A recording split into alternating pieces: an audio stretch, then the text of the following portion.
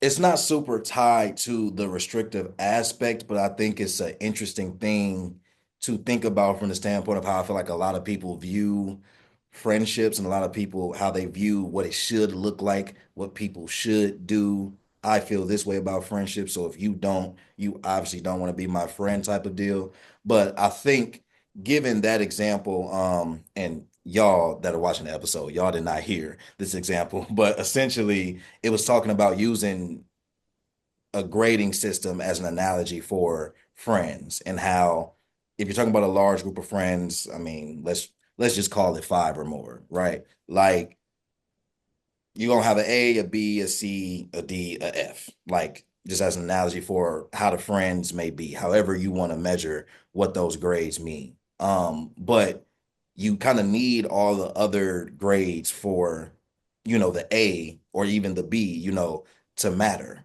And just because you feel like you're an A in one friend group or in one ecosystem doesn't mean that that's you across the board. You may be a C or D in somebody else's ecosystem, depending on how they look at things. But I just thought that was interesting, and the restrictiveness aspect made me think about it because I think, given that mindset, a lot of people restrict themselves in friendships because they don't look at it from this perspective of kind of being able to meet people where they are and understand that everybody doesn't have to be an A. But thoughts on that for you?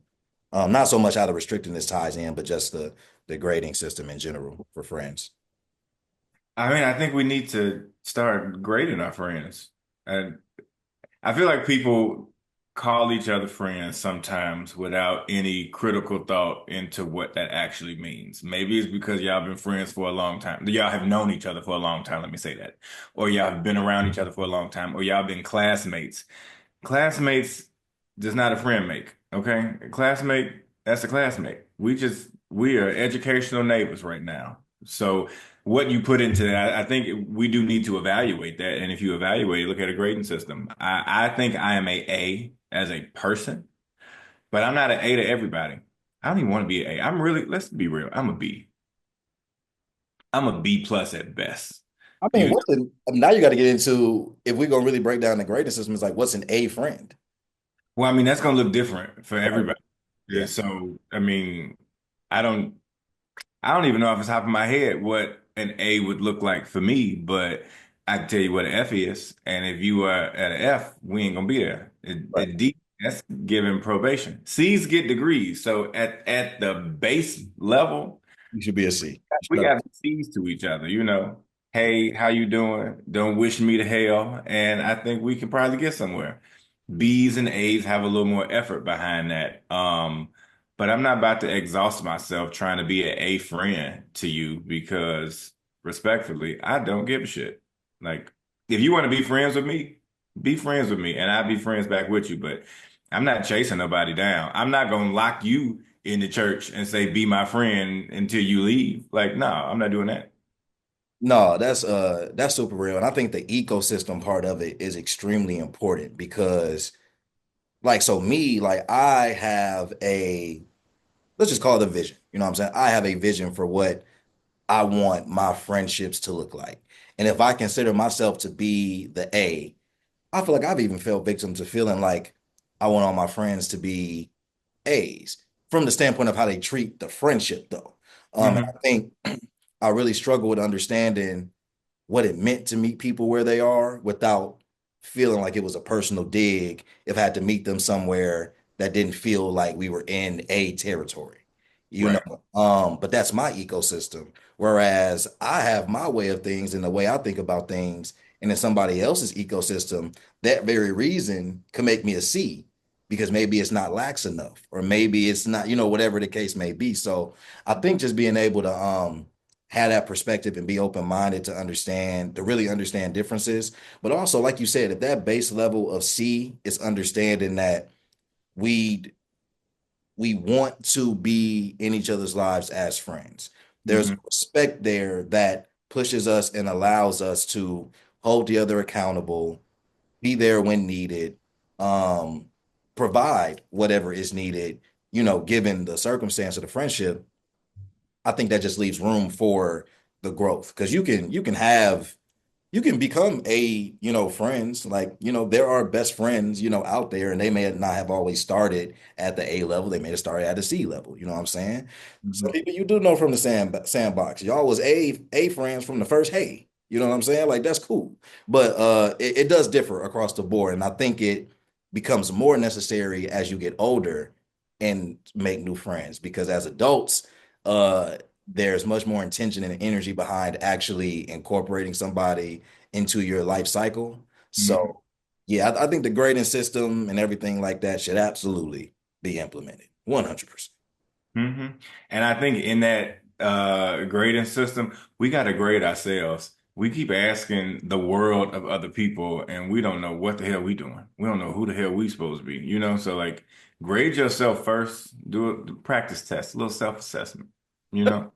And then get into, okay, now I can look at my friends because if you are going to use this grading system, A through F, on your friends, they say, A's only matter because we have B, C, D, and F.